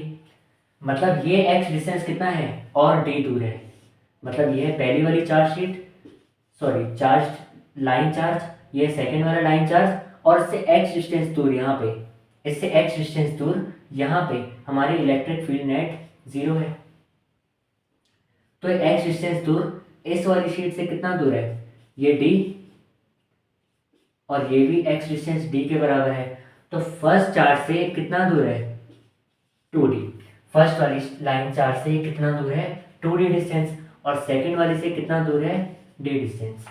समझ में आया, समझ में आया, हाँ या ना। अब अगर किसी बच्चे को ये समझ में नहीं आया कि इलेक्ट्रिक फील्ड कहाँ पे जीरो होगी, बीच वाले का तो समझ में आ गया ना, जीरो कभी भी नहीं हो सकती, दोनों इलेक्ट्रिक फील्ड इस तरफ है। तो एक काम कर लेना, अगर कोई बच्चा यहाँ की जगह यहाँ पे भी मान लेता ना, यहाँ की जगह यहाँ पे भी मान लेता ना electric field zero, and then ये सब कुछ लगा देता था जैसे मैंने लगाया, d प्लस एक्स कहाँ का डिस्टेंस है ये सब कुछ, तो उसका ये जो x आता ना वो माइनस डी आता। मतलब जो डायरेक्शन मैंने मानी है ना उसके अपोजिट डायरेक्शन में, मतलब d डिस्टेंस यहाँ से दूर नहीं, d डिस्टेंस यहाँ से दूर पे इलेक्ट्रिक फील्ड जीरो होनी चाहिए। उसका आंसर अपने आप ही माइनस डी आ जाता, उसको पता चल जाता है कि क्या गलती हुई है। समझ में आया। तो ऐसे क्वेश्चंस में कभी भी आंसर नेगेटिव में आ जाए, सही कैलकुलेशंस के बावजूद भी आंसर नेगेटिव में आ जाए, तो समझ जाना कि जो डायरेक्शन हमने ली है उसके अपोजिट डायरेक्शन में काम हो रहा है। ठीक है, मिटा दें इसको।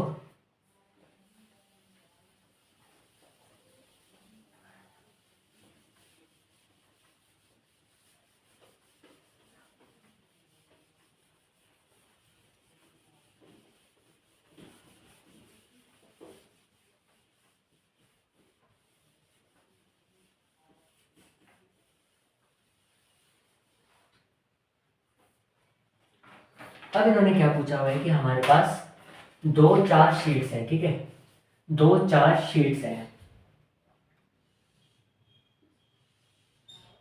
इसको मैं ऐसे साइड में दिखा रहा हूँ, ऐसे सामने से दिखा रहा हूँ, ठीक है। इसकी चार्ज डेंसिटी कितनी है, प्लस सिग्मा, और एक और चार्ज शीट है, इसकी चार्ज डेंसिटी कितनी है, -2 सिग्मा।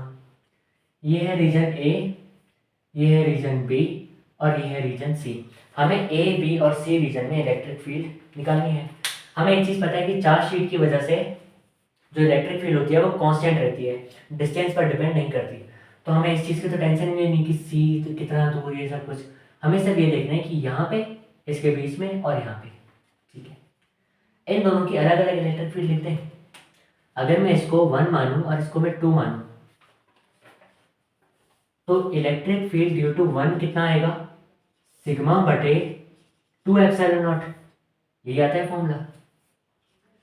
E2 कितना आएगा, यहाँ पे ये 2 सिग्मा है, माइनस को अभी मैं नहीं देख रहा हूँ क्योंकि नेगेटिव का मतलब क्या है कि इलेक्ट्रिक फील्ड उसके पास आ रही है, सिर्फ इतना ही मतलब है।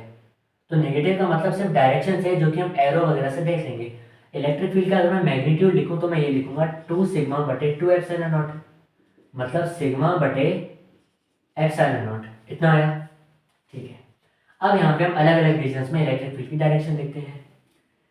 ए वाले रीजन में इलेक्ट्रिक फील्ड ड्यू टू 1, ये इससे दूर जा रहा होगा क्योंकि पॉजिटिव चार्ज है, हाँ।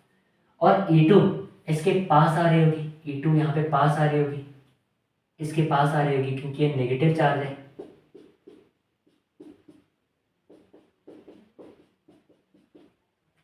तो E2 यहाँ पे पास आ रही होगी इस तरफ क्योंकि ये नेगेटिव चार्ज है। ये E2 कहाँ जाएगी, इधर इधर इधर इधर इसके पास, इतना आया। बी वाले रीजन में E1 इस तरफ होगी, E1 इस तरफ होगी, अवे फ्रॉम चार्ज शीट, और E2 इसी के पास जा रही होगी अभी भी, टूवर्ड्स चार्ज शीट, ठीक है। इस पॉइंट पे, सी पॉइंट पे E1 अभी भी दूर होगी, E1 अभी भी दूर होगी, ये देखना, ये एक बार जो चलती तो ये आगे और ही दूर जाती जा रही है। और E2 अभी इस टाइम यहाँ पे होगी, टूवर्ड्स चार्ज शीट। इतना समझ में आया, हाँ है ना, इतना समझ में आया, ठीक है। अभी मैं इस तरफ वाली डायरेक्शन को पॉजिटिव मान रहा हूँ और इस तरफ वाली डायरेक्शन को नेगेटिव मान रहा हूँ, कोई दिक्कत? यहाँ वाली डायरेक्शन पॉजिटिव है इलेक्ट्रिक फील्ड की और यहाँ वाली नेगेटिव है। ए रीजन में, इन रीजन ए E1 इस तरफ है, E2 इस तरफ है, E1 इस तरफ है, E2 इस तरफ है। E नेट कितनी होगी, E नेट कितनी होगी, E2 माइनस E1। E2 कितना है, सिग्मा बटे एप्सिलॉन नॉट। E1 कितना है, सिग्मा बटे 2 एप्सिलॉन नॉट। तो ये कितना आ जाएगा, सिग्मा बटे 2 एप्सिलॉन नॉट आया। बी वाले रीजन में E1 इस तरफ है, E2 भी उस तरफ है, E1 इस तरफ है, E2 भी इसी तरफ है, ठीक है, बहुत बढ़िया। तो अब ये दोनों प्लस हो जाएंगे, E नेट क्या हो जाएगा, E1 प्लस E2, तो सिग्मा बटे 2 एप्सिलॉन नॉट प्लस सिग्मा बटे एप्सिलॉन नॉट कितना हो जाएगा, 3 सिग्मा बटे 2 एप्सिलॉन नॉट, 3 सिग्मा बटे 2 एप्सिलॉन नॉट। सी वाले रीजन की बात करूं, यहाँ पे E1 इस तरफ है, E2 इस तरफ है, तो E नेट क्या आ जाएगा, E1 minus E2, E1 minus E2। E1 कितना है, सिग्मा बटे 2 एप्सिलॉन नॉट, माइनस E2 कितना है, सिग्मा बटे एप्सिलॉन नॉट, ठीक है। कितना आ जाएगा, माइनस सिग्मा बटे 2 एप्सिलॉन नॉट आया। तो ए वाले रीजन में इधर की तरफ है नेट इलेक्ट्रिक फील्ड, सिग्मा बटे 2 एप्सिलॉन नॉट। बी वाले रीजन में, मतलब इनके मिड में, टोटल इलेक्ट्रिक फील्ड इधर की तरफ है 3 सिग्मा अपॉन 2 एप्सिलॉन नॉट। सी वाले रीजन में देखना है माइनस आया आंसर, मतलब नेट इलेक्ट्रिक फील्ड इस तरफ है, कितनी है, सिग्मा बटे 2 एप्सिलॉन नॉट, इतना आया। हाँ, और एक और क्या क्वेश्चन है कि हमारे पास एक सिंपल पेंडुलम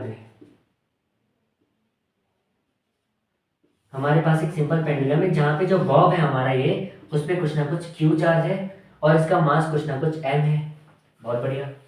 अब मैंने वर्टिकली डाउनवर्ड्स, नीचे की तरफ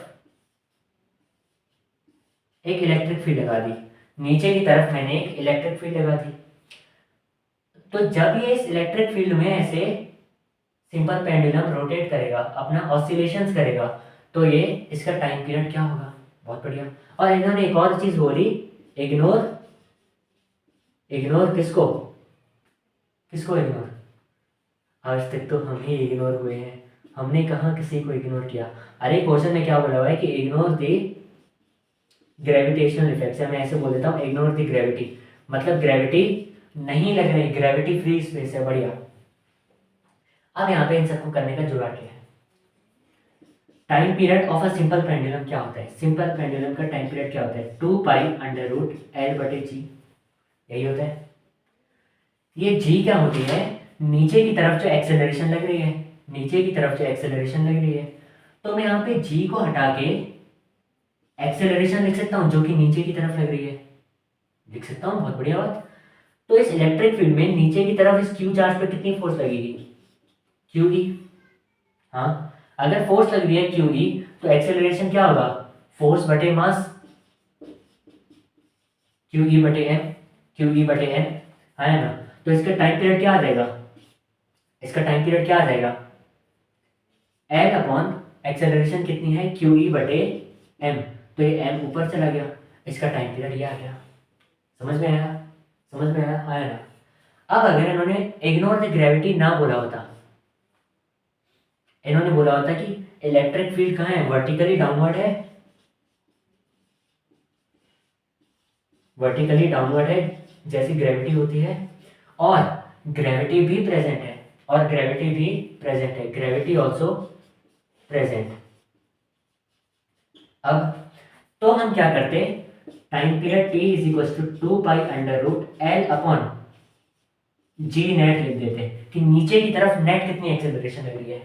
तो एक जी तो लग ही रहा है, जी तो लग ही रही है, साथ में इतनी एक्सेलरेशन भी लग रही है, तो उसका टाइम पीरियड क्या आ जाता है, 2π√L अपॉन जी प्लस क्यू ई बटे एम।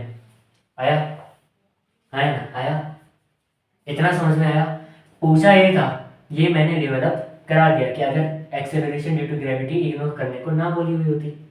अच्छा, अगर ये चार्ज माइनस क्यू होता, तो ये जो एक्सेलरेशन है वो ऊपर की तरफ लग रही होती, ये जो फोर्स है वो ऊपर की तरफ लग रही होती, तो नेट एक्सेलरेशन कितनी आ जाती, नीचे वाली एक्सेलरेशन माइनस ऊपर वाली एक्सेलरेशन, जी माइनस क्यू ई बटे एम।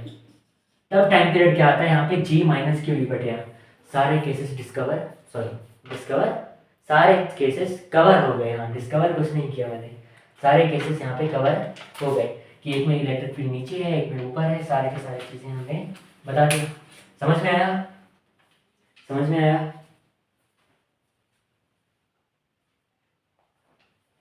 मिटा दें इसको, मिटा दें, ठीक है।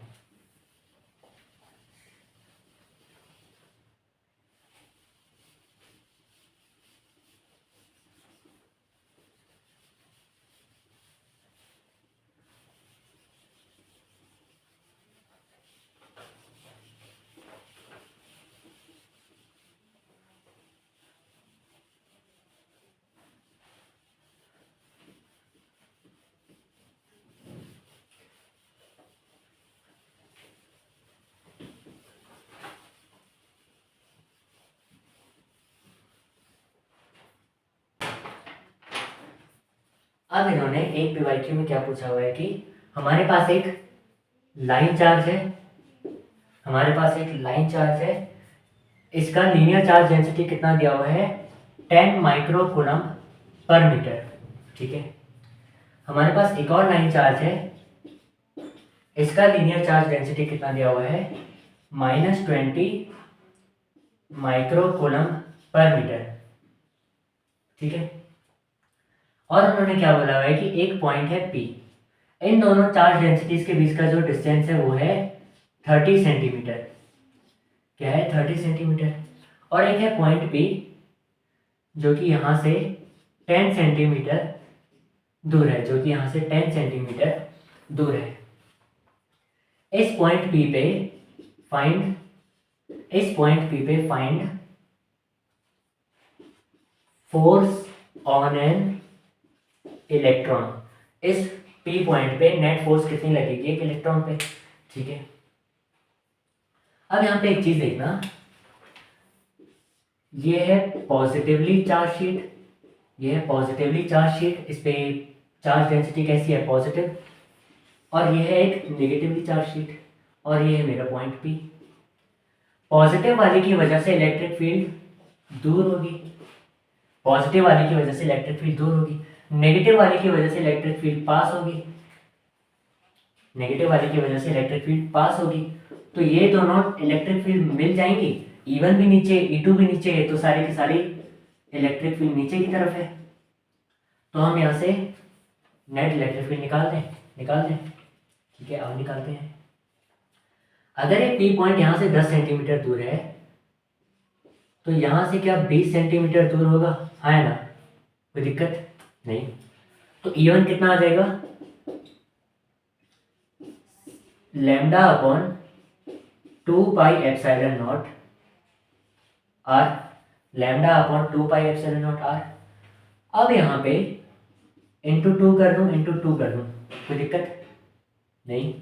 ये क्या बन जाएगा, 2 lambda upon 4 pi epsilon not are.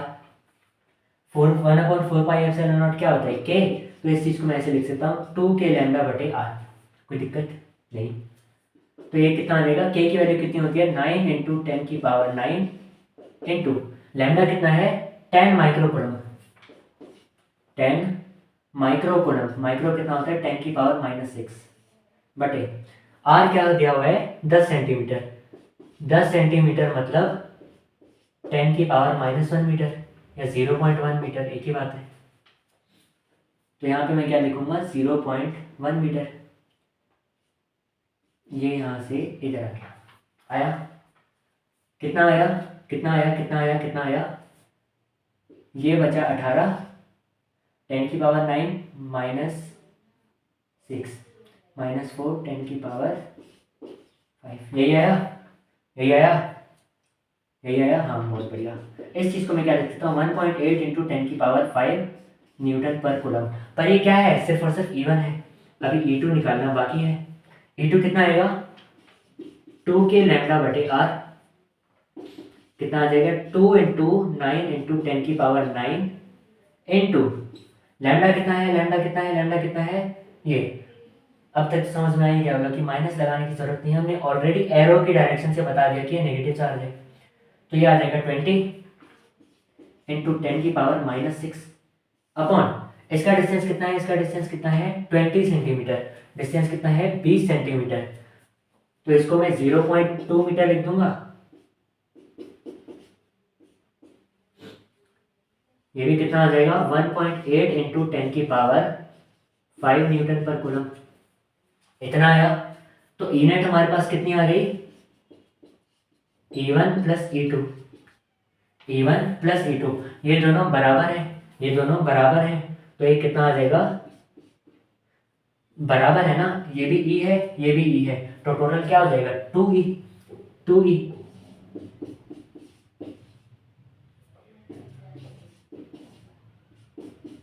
तो नेट इलेक्ट्रिक फील्ड कितनी आ गई, इतनी आ गई, नेट इलेक्ट्रिक फील्ड इतनी आ गई। अब अगर मुझे इस पी पॉइंट पे फोर्स ऑन एन इलेक्ट्रॉन निकालना है, ये अगर एक इलेक्ट्रॉन है, यहाँ पे टोटल इलेक्ट्रिक फील्ड नीचे की तरफ है, इलेक्ट्रॉन एक नेगेटिवली चार्ज पार्टिकल होता है, तो फोर्स ऊपर की तरफ लगेगी, कितनी लगेगी, QE, फोर्स कितनी लगेगी QE। तो अगर मैं यहाँ पे फोर्स निकालूं वो क्या होगा QE, Q की जगह मैं रख दूंगा 1.6 इंटू 10 की पावर -19, और इलेक्ट्रिक फील्ड कितनी है 3.6 इंटू 10 की पावर 5, 3.6 इंटू 10 की पावर 5। अब इस सबको मल्टीप्लाई करके देख लेना, हमारा फोर्स आ जाएगा कुछ ना कुछ इतना न्यूटन आया। अब यहीं पे करते हैं इस लेक्चर को समाप्त। हमने इस चैप्टर के लगभग आधे से ज़्यादा PYQs तो कर लिए, बाकी के PYQs इसमें आएंगे अगले ही लेक्चर में, इसके पार्ट 2 में। तो अभी तक इन सारी PYQs को रिवाइज करिए, जिन जिन में डाउट्स है वो सब कुछ कमेंट्स में पूछिए। तब तक के लिए पढ़ाई करते रहिए। ऑल द वेरी बेस्ट, जय हिंद।